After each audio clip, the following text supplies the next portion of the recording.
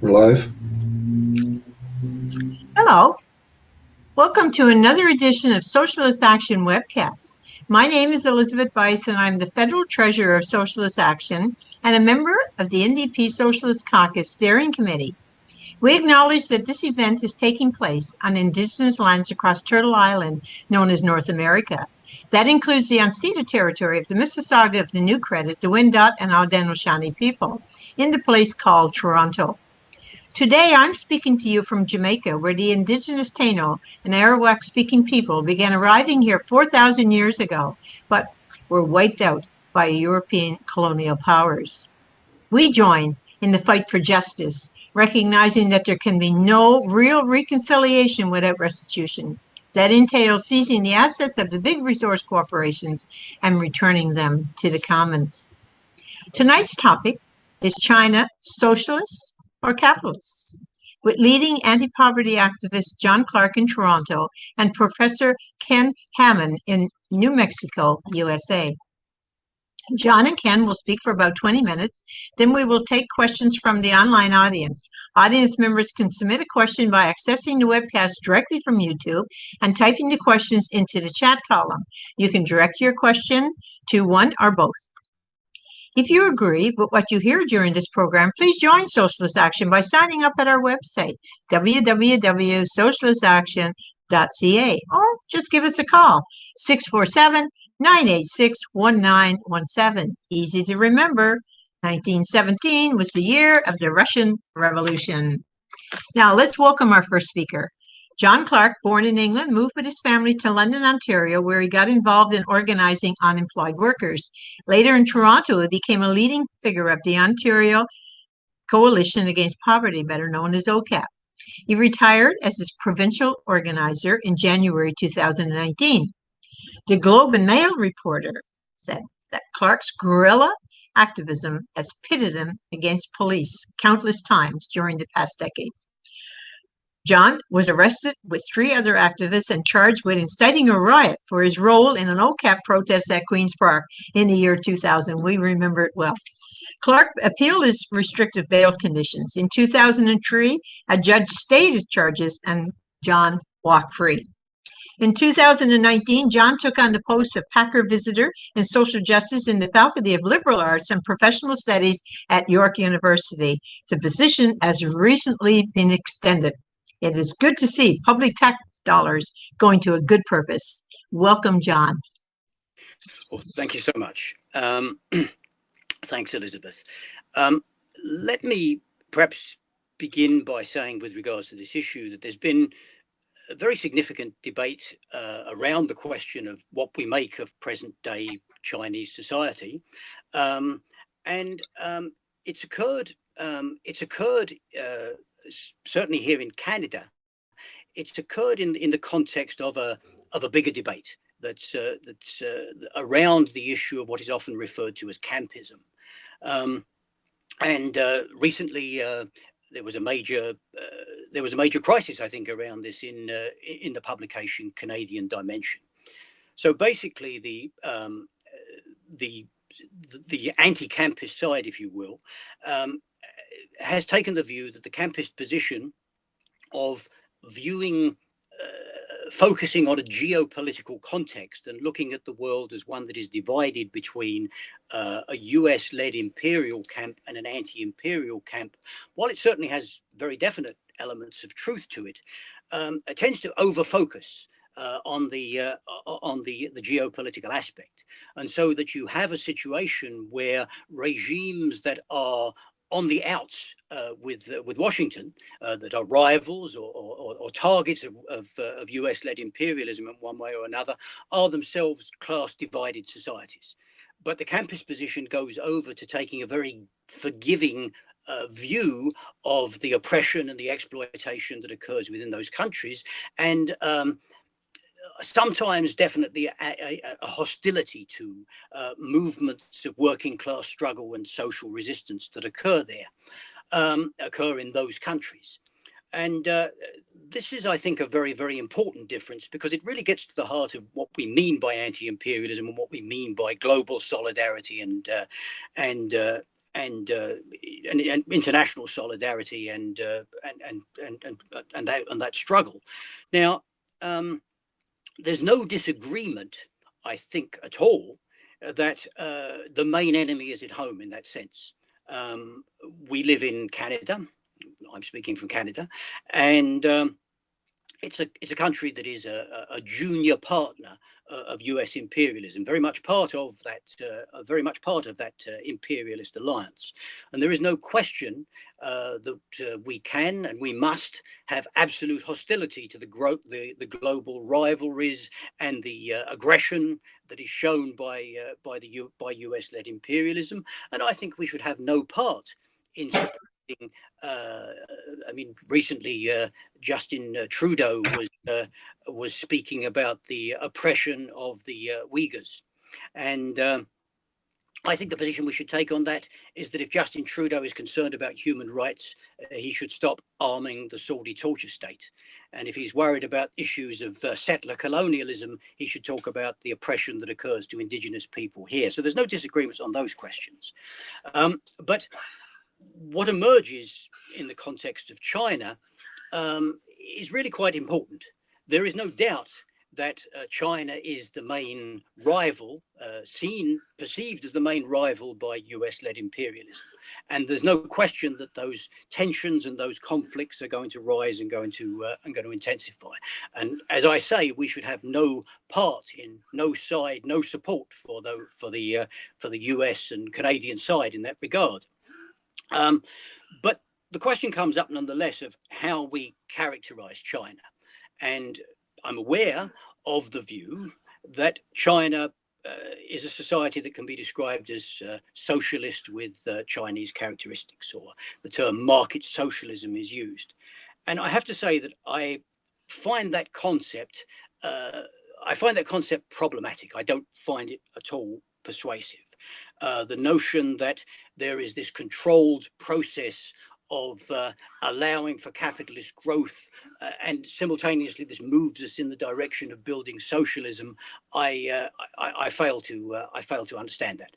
And I certainly fail to agree with that. Comparisons are made to the NEP, the new economic policy in the early Soviet Union, but clearly what is happening in China has gone way beyond anything that occurred in the early Soviet Union, and that actually the NEP, unquestionably, necessary or not, fueled many of the tendencies towards bureaucratism and the problems that occurred within the Soviet Union. But the NEP certainly didn't create Rockefellers. It certainly didn't create multimillionaires and billionaires, and that's what we're dealing with. So there's no question that since the 70s there has been a vast economic expansion in China. An enormous one, absolutely historic one. But the question is that moving in the direction of socialism? The World Bank talks in terms of China lifting 850 million people out of extreme poverty, and presents that as part of a global initiative that includes India, where the claim is that between 2005 and 17, 271 million people have been lifted out of poverty. I don't dispute that in this process of vastly expanding the Chinese economy, that living standards have been increased. I believe probably that it's much more nuanced than to simply take it to simply look at the poverty reduction figures. Eric Hobsbawm, in the studies he made of the Industrial Revolution, pointed out that increases in the standard of living were a much more complicated question than looking at how people's incomes rose. So that someone who has come from a rural Chinese community becomes a migrant, works in a Foxconn factory, may see an increase in the standard of living, may see an increase in their income, but overall standard of living and wellness, I think the problem is probably much more nuanced than that. In any event, it is clear that in the process of this economic growth, there certainly has been a very capitalistic style of increase in inequality that has occurred within Chinese society. I think that's really quite beyond dispute. And the growth of China has occurred through incorporating it and making it absolutely central to the neoliberal global supply chain. China is now the largest site of new direct foreign investment. The working conditions seem to me to be organized along lines that are thoroughly capitalistic. Take the largest employer of Foxconn, the Foxconn suicide, the despairing conditions that existed there are quite comparable to the conditions conditions of working class exploitation in capitalist countries, and I don't believe the existence notwithstanding of an all China Federation of Trade Unions, that you could say that there is an independent trade union movement that is looking out for the welfare of workers. Jenny Chan from the Hong Kong Polytechnic, in a study that she did looking at the Foxconn union, points out that the head of the union is a senior management figure.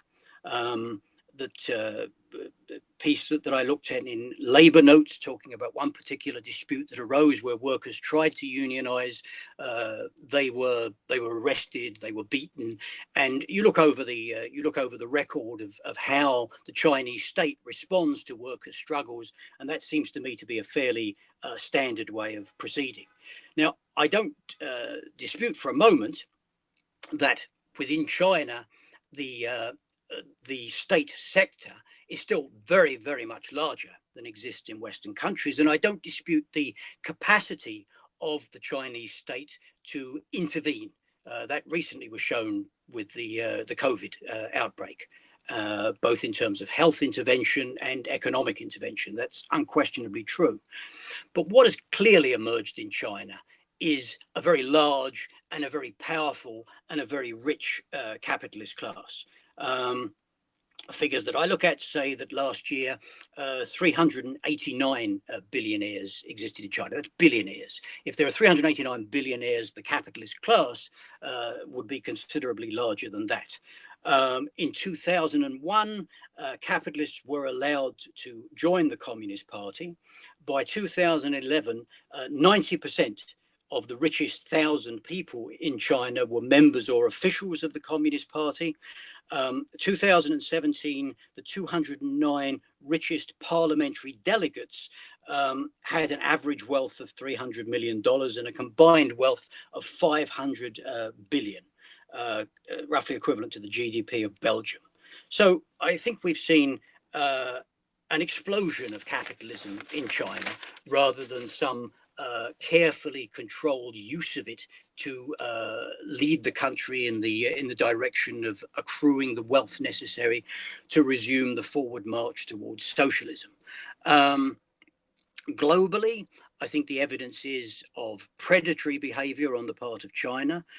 You see all kinds of examples when you look through it. In Ghana, the fish plant that was established under the Belt and Road Initiative is a major polluter. Scandalous tales of exploitation abound of the African workforce. In Zambia, the Environmental Lawyers Association has spoken out against pervasive wage theft by Chinese mining companies that came to a head when a couple of workers who protested at this were shot by their Chinese manager. In Sri Lanka, a port, by virtue of the fact that the country got itself heavily indebted to Chinese financial interests, a port is now in Chinese hands under a 99-year lease. That is the behavior, it seems to me, of a capitalist and a predatory state, and not a socialist one.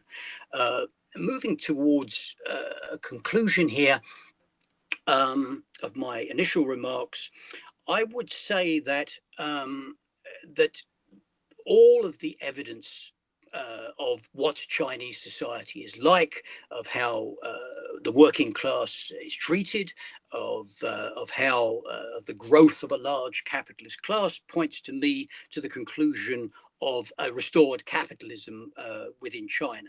But I do have to say that even if one were to conclude that it is some kind of hybrid or transitional state, it is still clearly an oppressive and an exploitative entity. And the Chinese working class is the largest working class in the world. And so I'm going to suggest by way of conclusion that the way forward is not to be found in an arrangement between a bureaucratized state and a capitalist class that will eventually create the level of social wealth that will allow this will allow for a return towards a march towards socialism. I believe that the struggle for socialism that will occur in China will have to be on the basis of working class resistance, working class struggle, and revolutionary transformation. Thank you very much. Thank you, John. Our second speaker is Ken Hammond, a professor of East Asian and Global History at New Mexico State University. He is the author of 5 books and numerous articles on Chinese political and cultural history, as well as a 36-lecture series, From Yao to Mao, 5,000 Years of Chinese History. He has been an activist since he was in Students for Democratic Society as an undergrad at Kent State University from 68 to 71. He is currently working with Pivot to Peace, an organization dedicated to promoting better understanding and avoiding conflict between the United States and China. Welcome, Ken.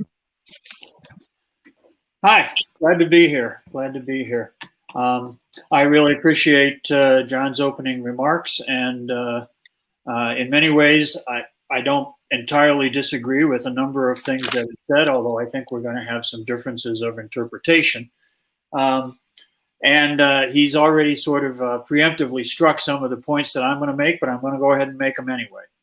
I think he quite correctly identified what is at the real heart of the matter when we consider this question of, I don't think we can reduce it to simply is China capitalist or is it socialist, but what is the nature of the situation in China these days? What's going on there? What is the nature of the contemporary Chinese political economy?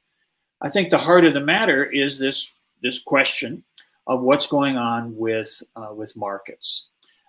In the transition from the late 70s to the early 80s, the Chinese leadership made the decision to embark upon a course of as they defined it, of using markets to develop the productive economy, using the mechanisms of the market to develop the productive economy. And as John noted, that's often put in the context of something like the NEP.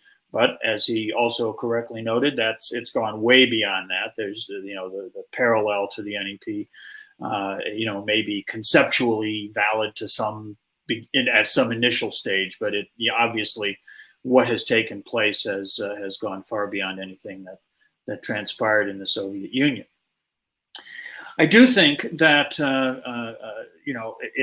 one way to reflect upon this venture or this idea that the party and the government in China decided that maybe markets would be a way to develop the economy is to think about it both in terms of the dynamism, the creativity, if you will, of market development, which is something, of course, that Marx himself, Marx and Engels, lauded in the Communist Manifesto, where they spend a lot of time talking about how the rise of the bourgeoisie was the rise of modern productive technologies and relationships and all that.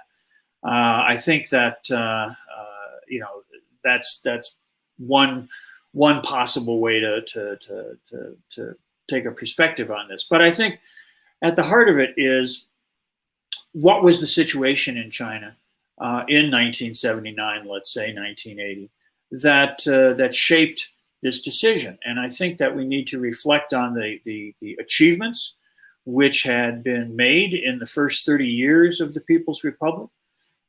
During the period from 1949 to 1979, let's say, China had made tremendous strides. It had stabilized its society, its economy. It had extended life expectancy. It had raised public health in a number of areas. It had achieved a lot of development in terms of infrastructure. It had provided basic social services like education. not without struggle and contention along the way, but tremendous gains had been made. The Chinese economy had grown at an average of about 3% a year for all of those 30 years. But when we look at China, look at the conditions in the country in 1979, at the end of the 1970s, what we see is a kind of egalitarianism of poverty. We see a situation in which there was not, it was a much less unequal society than it has become today. But it was a society in which the material conditions of life for the vast majority of the people were still pretty minimal. And the leadership seems to have made the choice based upon their understanding of the imperatives of building socialism to try to expand the productive capacity of the economy, to increase the material well-being of the vast majority of the people by using these market mechanisms as the driving force of accumulation. That is it's a choice that's based on the premise that socialism is an economy of abundance, not an economy of scarcity. And that to achieve that abundance, to achieve that degree of material growth, the use of these mechanisms, the use of markets was going to be the most effective path forward. I think that was a risky venture, to say the least, an undertaking which is fraught with challenges. And I think that there was an understanding that there were going to be a lot of problems and a lot of contradictions that were going to be embedded in that process along the way. And we've seen that. We've seen the growth of inequality. We've seen for a number of years the generation of significant environmental stresses, a lot of pollution of the air, the water, the soil, problems with the food supply. We've seen a lot of corruption, a lot of abuse of power by people in positions within the party, within the state, and of course within the private sector as well. So I don't want to paint a picture here that says that, oh, they made this wonderful decision to embark upon a course of development using markets, and it's just been, one happy march into the future from there. It has been an itinerary that has been fraught with challenges, has been filled with tensions and contradictions and frictions along the way. But I think we need to look at what has transpired, look at the situation in the country today, look at how China has managed some of its most fundamental challenges, and try to decide whether this is an enterprise which is, in a sense, moving in the right direction, or one which is perhaps doomed to failure. And I think that's the point where John and I are going to have certainly a parting of views, because my view, my interpretation of the situation in which we find ourselves, or more particularly in which the Chinese find themselves, is that it is still very much a work in progress and still very much an unresolved endeavor. I think that when we look at the nature of what's happening in China today, we need to reflect on a few basic conditions. One, and John's mentioned some of these as well, is that the sector of public ownership, of state ownership, of collective and cooperative ownership at a number of different levels up and down the scale is still significant, particularly in some of the most crucial areas within the economy. The state still occupies a critical role within overall economic activity, within overall productivity. There is certainly private capital in China, and both domestic private capital and the very large flow of foreign direct investment into the country. And that is, that certainly has generated conflicts and tensions.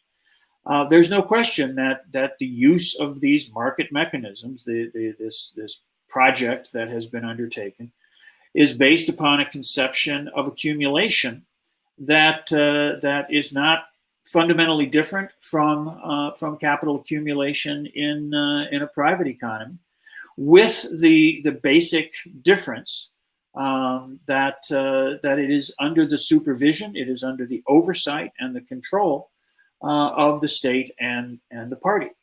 And the crucial factor, I think, is the role of the party, is the idea that the Communist Party remains at the center of political affairs, remains as the guiding force in decision making on the broad spectrum of policy.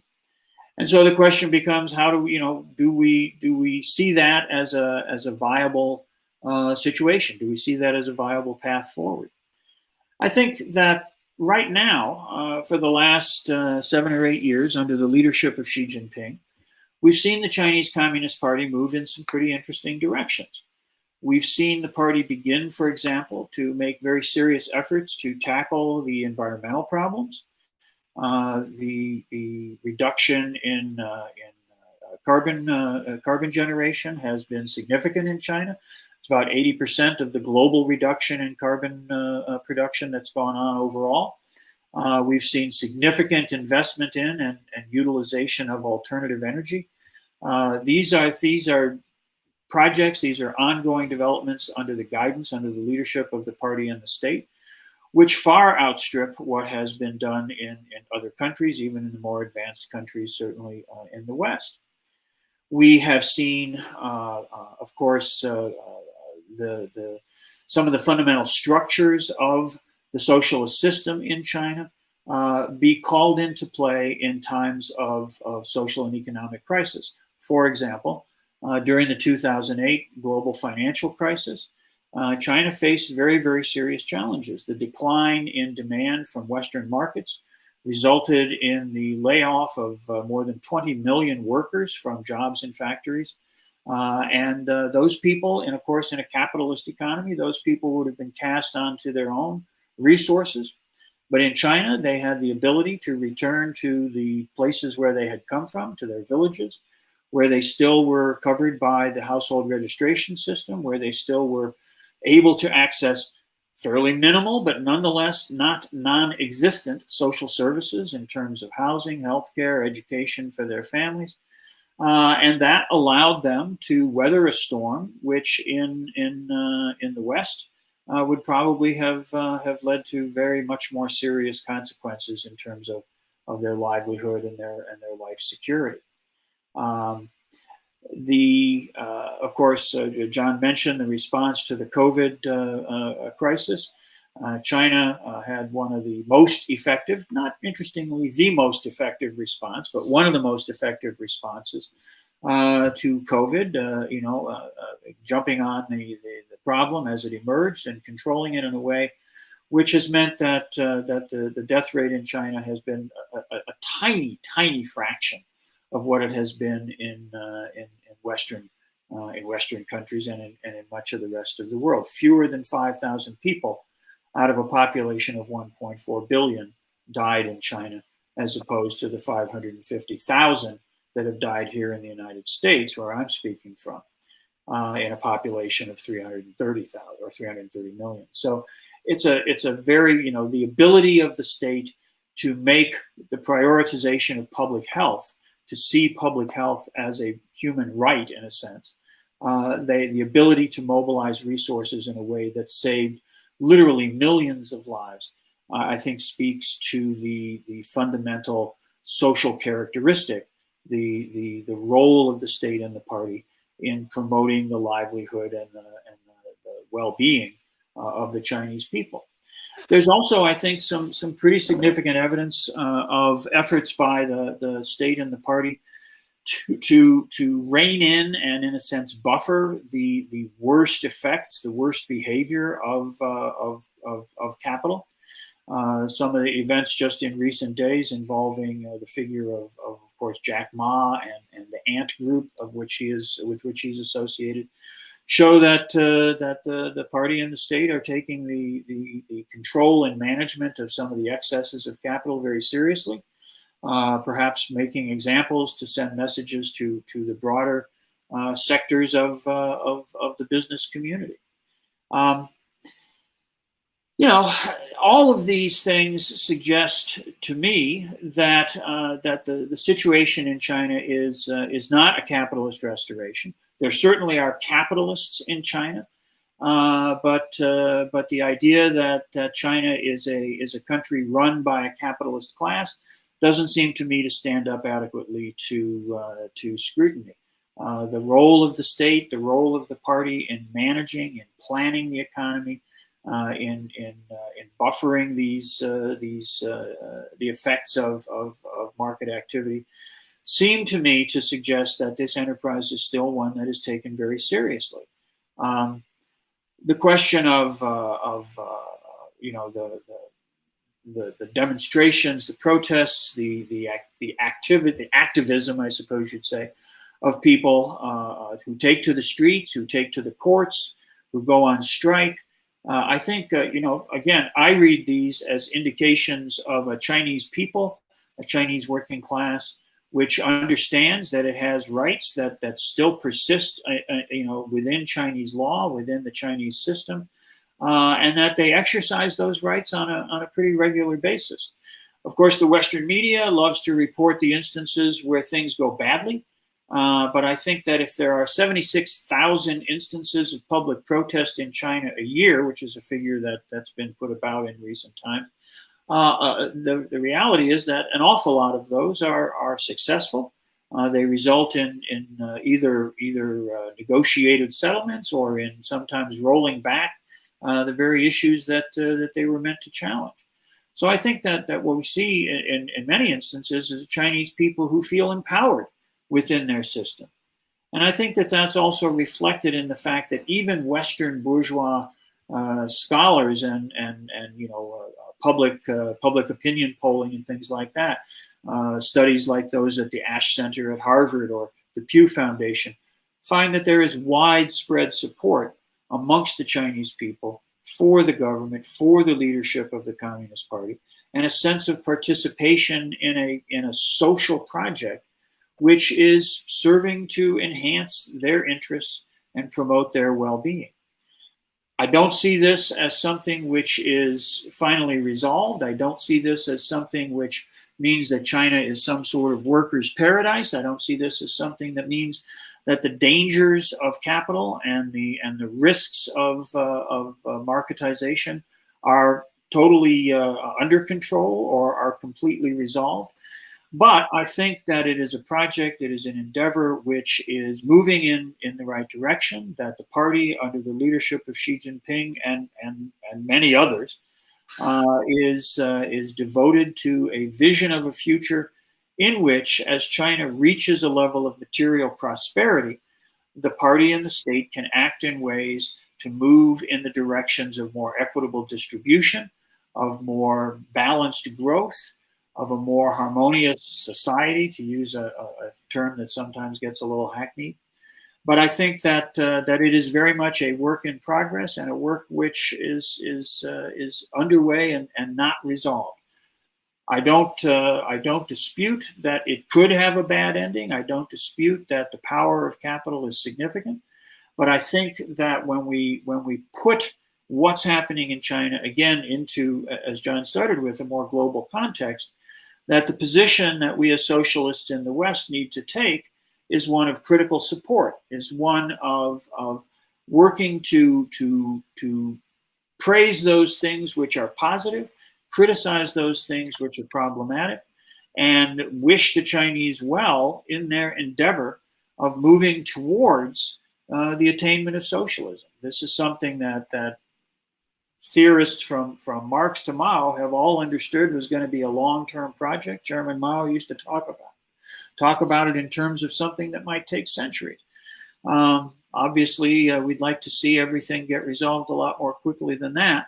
But I'll just close by saying that I think that this is a task which the Chinese have embarked upon, and in the course of which I and I think most of us wish them the very best of luck. Thank you. Okay, thank you, Ken. Okay, so now with the help of our technical producer, Kurt Young, let's hear some questions from our online audience. We will take 3 questions and then call on our panelists to respond to one or more of the questions that they wish. And each panelist will be given up to 6 minutes to ask the questions. And we will start with Ken and then John. Okay, over to you, Kurt. Okay, so our first question comes from Roy Jones. I know that many of you will not see this in the chat column. Roy has been having some issues submitting questions previously, but he submitted this via email. Given that China does not claim to be a socialist state, but is governed by a communist party leading to that objective, would not the better question be, is China leading the world to a socialist society or just maintaining the capitalist world order? Spencer Roki asks, how should anarchists approach the Chinese government? And Dinner with Franklin asks, my understanding, admittedly weak, is that Lenin planned the Soviet state capitalism as a stage towards socialism. Is this conceivable, but conceivably the intention of the Chinese government? Okay, so you've heard the questions. So we will start with Ken. You have 6 minutes. Okay, well, let me take those actually in reverse order. I think the last question is basically, yes, that's what I think. That's the perspective that that I hope is what's playing out. The idea being that again, using markets, using the process of capital accumulation driven by the operations of markets is a way of developing the productive capacity of the economy that will lead to a point of sufficient material prosperity and abundance to allow for the implementation or the move towards a socialist system of distribution where social wealth would be distributed on the basis of labor, on the basis of the social contribution made by the individual, with of course the various exceptions for people who have limitations on their ability to contribute through labor. So I think that's the same that's the same basic conception. And again, I understand that it's a problematic endeavor, but I think that's the goal, that's the ideal, that's what they're trying to work with. The second question, the middle question there, how should anarchists approach the Chinese government? Well, I mean, if they're anarchists, you approach the Chinese government as a government and you want to get rid of it. That's not my position, but I think that for anarchists, governments are problematic. Certainly, the Chinese government and the Communist Party in China are not anarchist organizations. They are not spontaneous organizations. They don't rely upon the sort of self-organization of autonomous units within society. It is a hierarchical system. It is the Communist Party is a party of discipline, and I think that's something that's just not the way that anarchists would choose to see things put together. But that's a perspective, as I say, that I think differs from mine a bit. The first question, is in some ways the most complex one, which is why I saved it. Given that China doesn't claim to be a socialist state, but is governed by a communist party, wouldn't a better question be, is China leading the world to a socialist society or just maintaining the capitalist world order? I'm not sure that those are the only two ways in which we could think about this. China faces the dilemma that the Soviet Union faced for a long time, of in a sense, to echo an old phrase of trying to build socialism in one country. China is not the center of a socialist bloc. It is it's kind of going its own way now with some fraternal relations, but basically trying to chart its own path in the world. So I think that to the extent to which China might be involved in some sort of endeavor of leading the world to a socialist society, it would only be in the sense of perhaps other countries, other developing countries, might look at the way that Chinese development has been taking place and decide that there might be aspects of that which would be applicable to their own circumstances and might be worthy of some kind of emulation. I don't think China is trying to create a socialist world order or trying to impose its political or economic model on others. But certainly, I think that the party and the leadership feel that if China's doing something right, that they would hope that others would emulate that. As far as maintaining the capitalist world order, again, I think that Marx talks about when he in the 18th Brumaire talks about how people don't make history in circumstances of their own choosing. They do it under the given and inherited circumstances with which they're directly confronted. And China is confronted with being isolated in the global capitalist system. China could, have opted for continued autarky, could continue to have forged its way forward in a socialism of poverty, cut off from the larger global system. But it instead has chosen to engage with that system in ways which they hope they'll be able to control and manage, to develop their economy, to acquire modern productive technologies, in order to be able to improve the livelihood and the material conditions of their people. I think that that's a very different thing than saying, maintaining the capitalist world order. Okay, thanks. Thank you. Thank you, Ken. John? Yeah, I think I would be quite brief.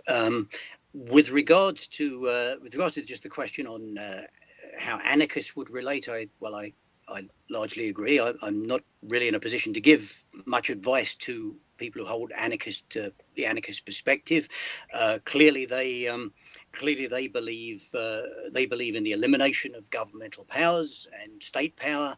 And in the long term, so do we. But the position that we take is that there's a requirement to create worker states, and the disagreement comes into existence. What China is, but I'm really not in any position to help anarchists very much, except to say that I accept to state that I do believe that the creation of socialism is going to require state power being held by the working class.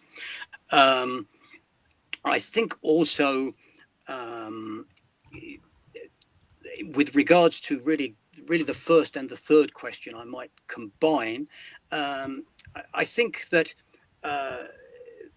my problem with the whole perspective is that I really don't see a capitalist road to socialism. I don't see it as a theoretical proposition. And when I look at what I see in China, I don't see it playing out.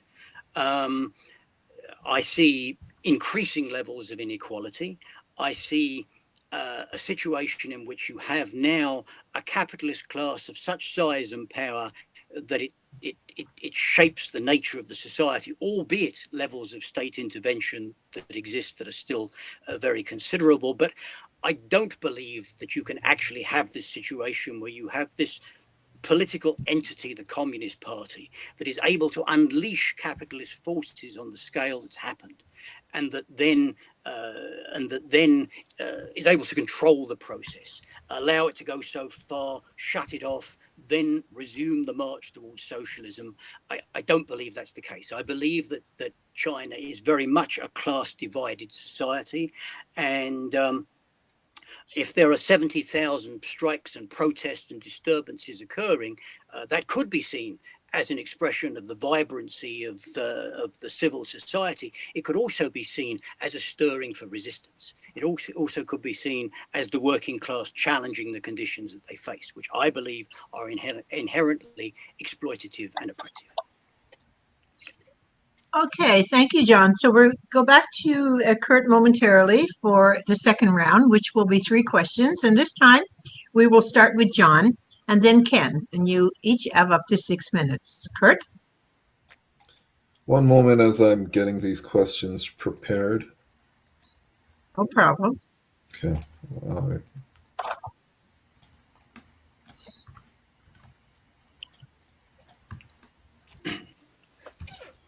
Well, first question comes from Barry Weisletter, who asks, is China run by the autocratic Communist Party, which in turn is dominated by an alliance of billionaires and Stalinist bureaucrats? John Wunderlich asks, China's internal structures are hierarchical, both politically, the CCP, and in the workplace. This is clear. It is also clear that President Xi is popular with the growing middle class. I am not a campus, but how do socialist activists in Canada support the progressive workers' movement in China without appearing to ally with the U.S.? Tom Baker asks, do you think the Cuban Revolution will be compelled to follow the Chinese road if the U.S.-led embargo continues? Okay, so these are the three questions, and we will start with John. You have 6 minutes. Okay.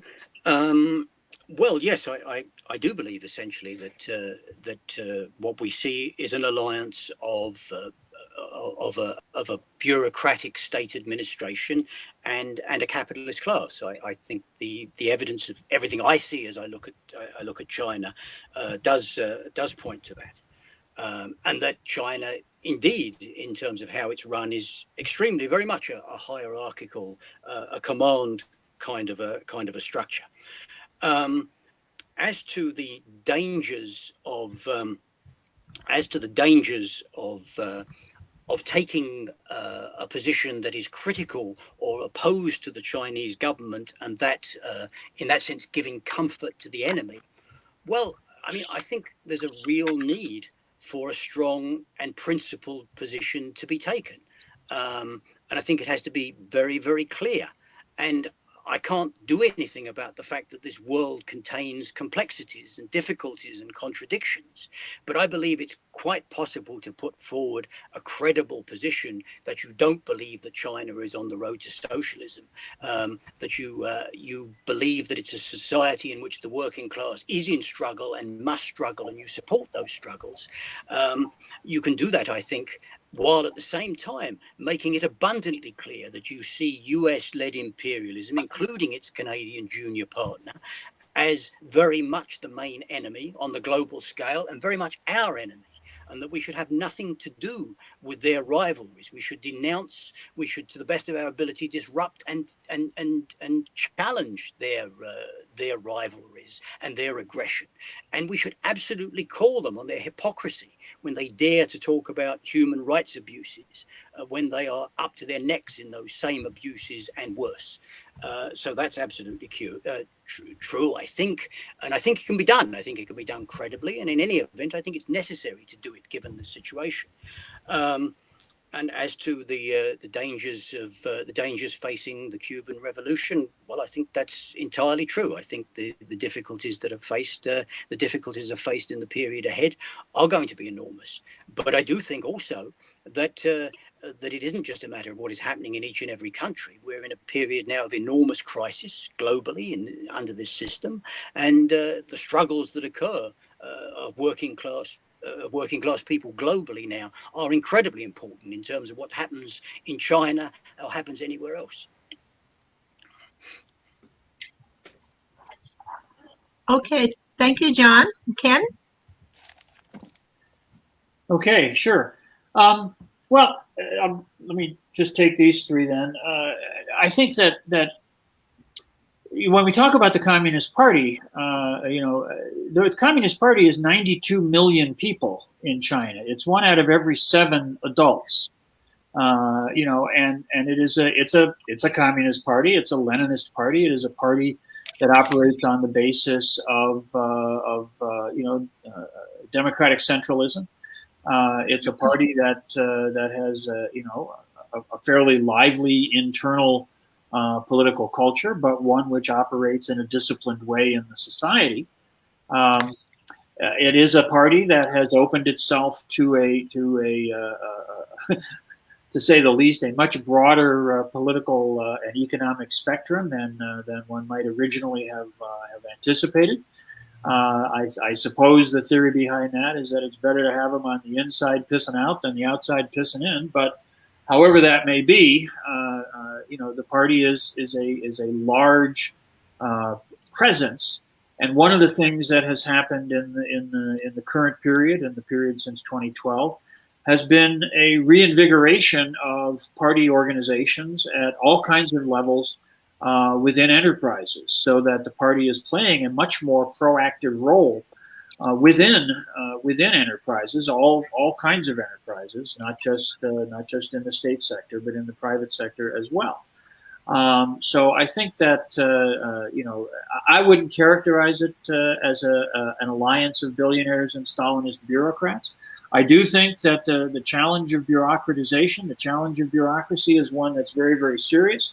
The party struggled with that. China struggled with that significantly in the first 30 years. That's what Cultural Revolution was really all about. And that didn't work out in the sense of having completely mastered the problems, the contradictions of bureaucracy. But I do think that the party, as it functions today, is one which is seeking, as it's sometimes said, to fulfill the original mission, to re-engage with the role of the party in ways that perhaps had drifted for a while under Jiang Zemin and Hu Jintao, although some of that may simply have been a matter of trying to maintain a lower profile. These days, the Communist Party is not hiding its candle under a bushel. The Communist Party is very, very clearly taking a more assertive role, a more publicly assertive role. And I think that's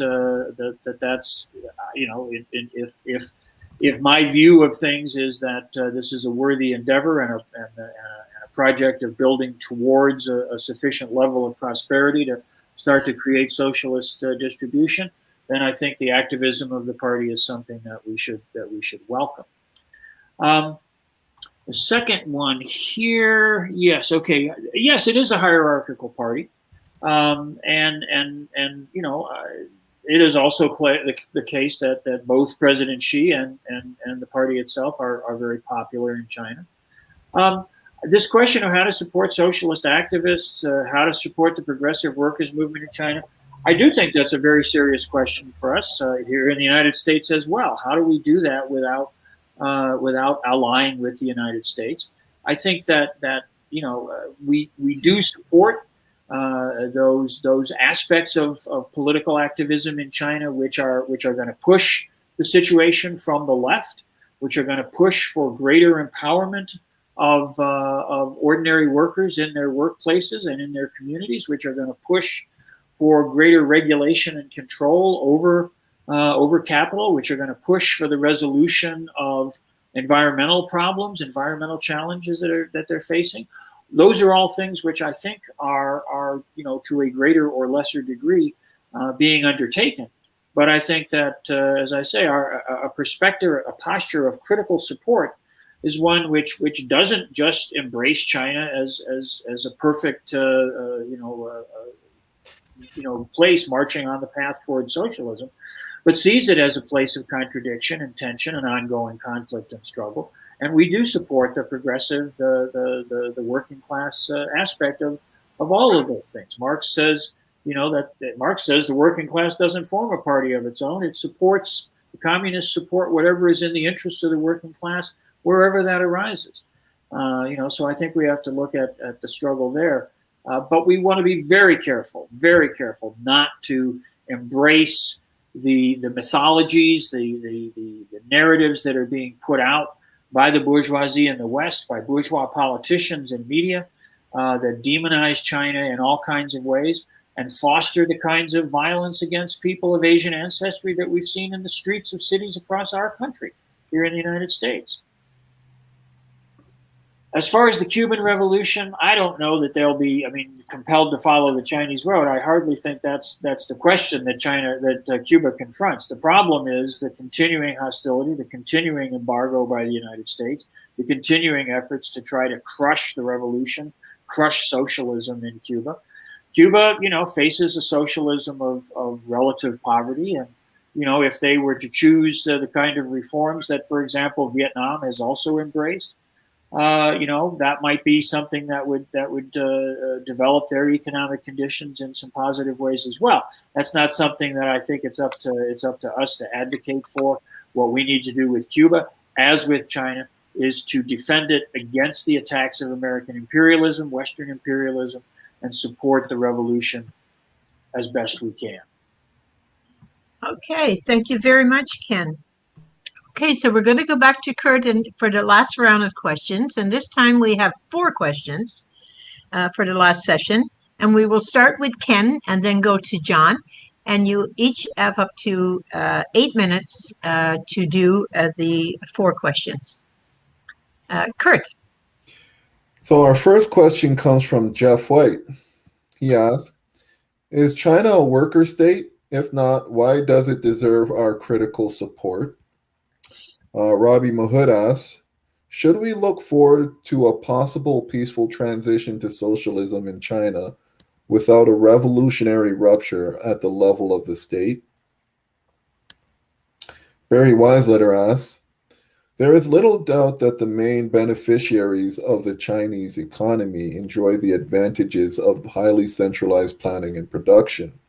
But centralized decision-making is not unknown under capitalism, as occurred in Germany in the 30s and Egypt in the 50s. And when China builds a road in Africa and takes control and ownership of it, what is that if not a capitalist appropriation? John Wunderlich asks, having spent time in China, Shenzhen, I observed the wide disparity between the recent arrivals and the prosperous technical workers. Will the growing inequality present an opportunity for the left? Okay, panelists, these are the questions. You have up to 8 minutes, and we will start with Ken. Okay. Well, is China a workers' state? If not, why does it deserve our critical support? I wouldn't characterize China today as a workers' state in any kind of pure sense, but I think the question is, why does it deserve our critical support? Is because it's a work in progress. It's a place where the party and the people together and the government are working towards a set of circumstances in which socialist distribution can begin to be a practical option, a practical reality. I think that if we posit some idea that we're going to be able to flip a switch and go from conditions of scarcity and conditions of inequitable distribution over to one in which we have a kind of workers' paradise overnight, I just don't think that's certainly not what has happened in China, and I don't think that that's something that happens really any place. It's a process. It's a long and arduous path. It is it's a new long march, or some metaphor if you want to use like that. But I think that the reason that I advocate this idea of critical support is that I do think that the party, the government, and the Chinese people have an aspiration, have a goal of achieving socialism, of building a socialist society, and that they face significant challenges along that path. But we want to support them in that endeavor. But we understand that it's not a simple and straightforward undertaking, and certainly the operations of the markets are not forces that generate an egalitarian outcome. Markets have to be regulated, have to be managed. The elites that are produced by market mechanisms need to be controlled, need to be brought under control, need to be disciplined and guided in their own ways. So we support that as an endeavor. While recognizing that it has not yet achieved its final objective. When Xi Jinping and others talk about fulfilling the original mission, they're clearly acknowledging that mission is not fulfilled yet. But that's the target, that's the goal, and that's why I think it's worthy of critical support. Should we look forward to a possible peaceful transition to socialism in China without a revolutionary rupture at the level of the state? I think that if we talk about a rupture at the level of the state, we're talking about the kinds of activities that get promoted, have been promoted in countries around the world by the Western, particularly the American intelligence community. Do we want to see a a color revolution in China? Do we want to see the overthrow of the Communist Party and the installation of a regime which institutes some sort of multi-party liberal democracy in which those very billionaires who are out there right now are going to be able to finance a party that's going to advance their interests against the interests that have thus far been defended by the party and the state? I don't think that that's the kind of outcome that we really want to see. There's little doubt that the main beneficiaries of the Chinese economy enjoy the advantages of central planning. This is not unknown in capitalism. I wouldn't dispute that. Certainly, any business in capitalism, any private enterprise in capitalism, has to plan. If you try to run an enterprise without a business plan, you're just guaranteeing yourself a lot of problems. But the question is, planning for whom? Planning in what way? What are the agencies, the instruments of planning and their implementation? And I think that's the difference. That in China we still have planning that's being undertaken on a state and party level. Finally, having spent time in China, in Shenzhen and all this, will the growing inequality present an opportunity for the left? Well, again, I think that as socialists in the West, we need to be as supportive of progressive forces in China. I don't think that the only good guys, the only positive things being done in China are those being done by the party. There's a lot of activism in civic society. There's a lot of activism, environmental groups, groups that are watchdogging on real estate development, things like that. All of those need to be supported. All of those need to be backed up. The question is, do we see that as a fundamental contradiction, or do we see that as a way in which different elements within society can come together in pursuit of the overall objectives of the attainment of socialism?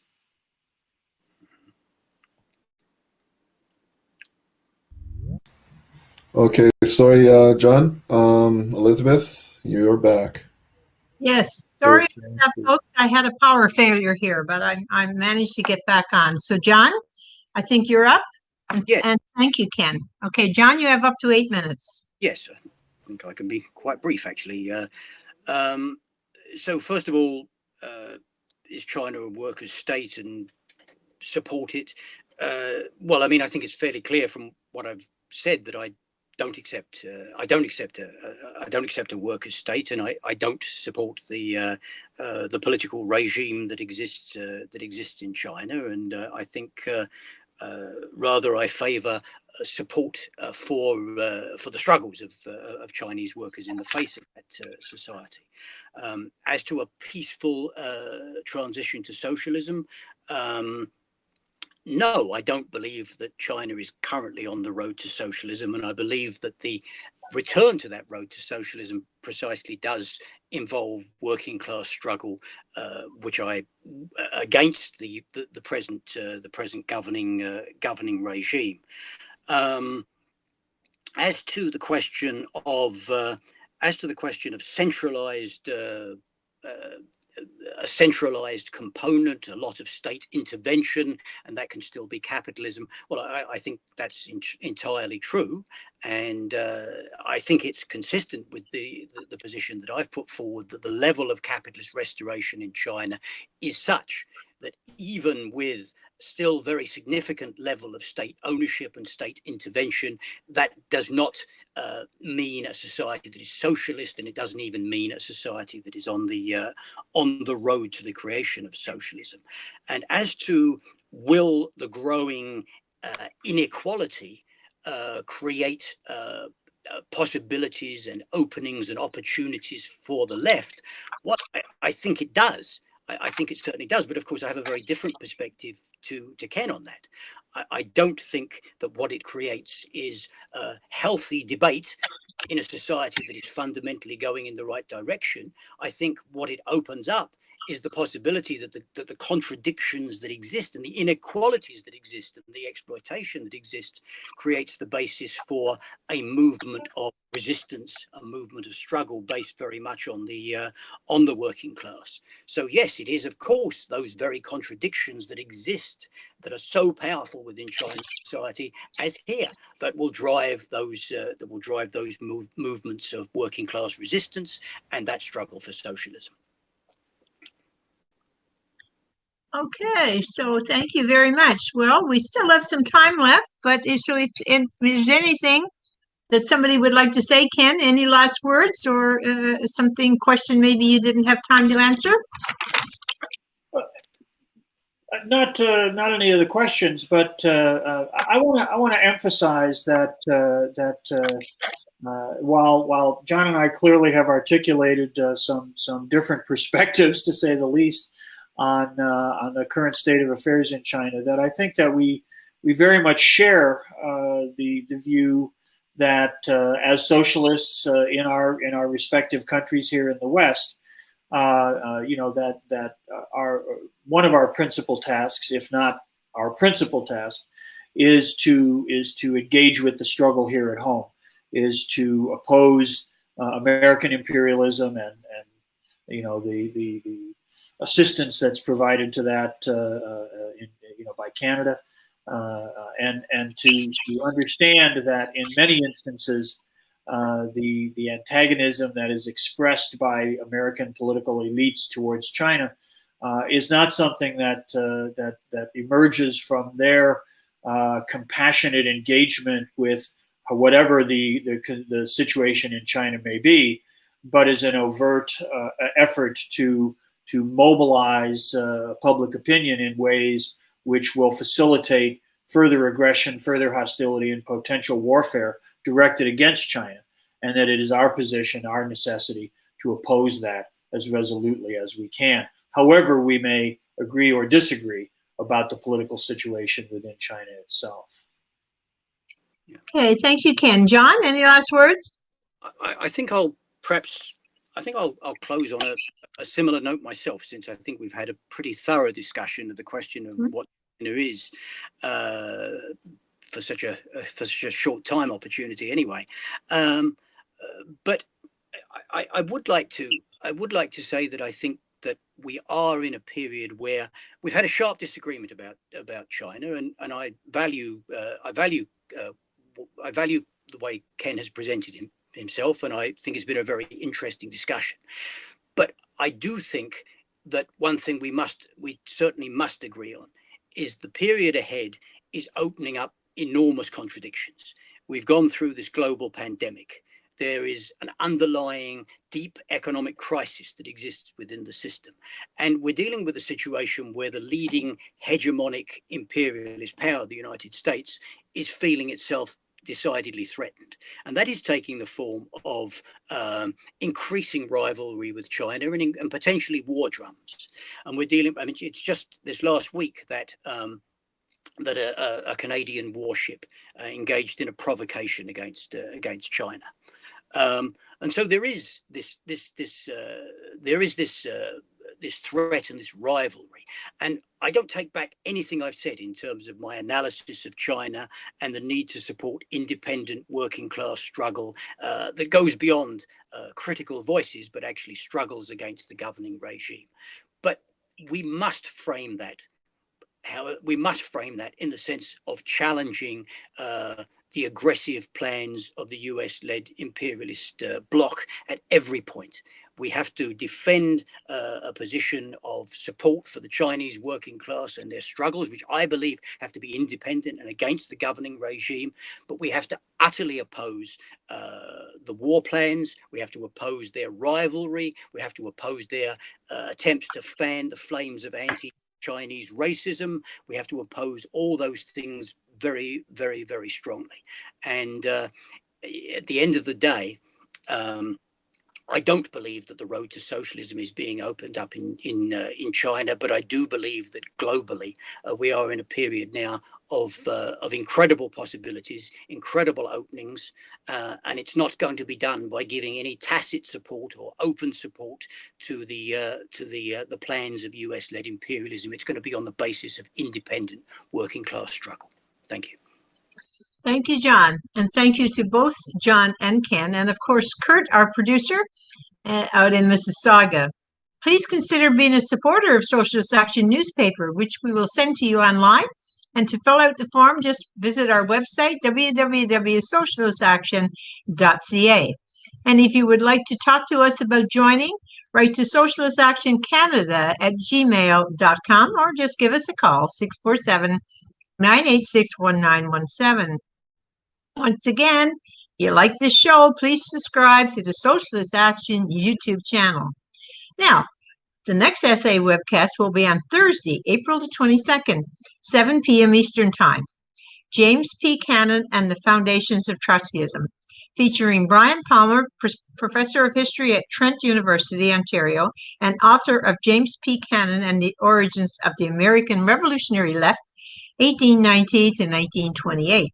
And discussant Jeff Mackler, National Secretary, Socialist Action USA. So thanks everybody for tuning in, and to our panelists,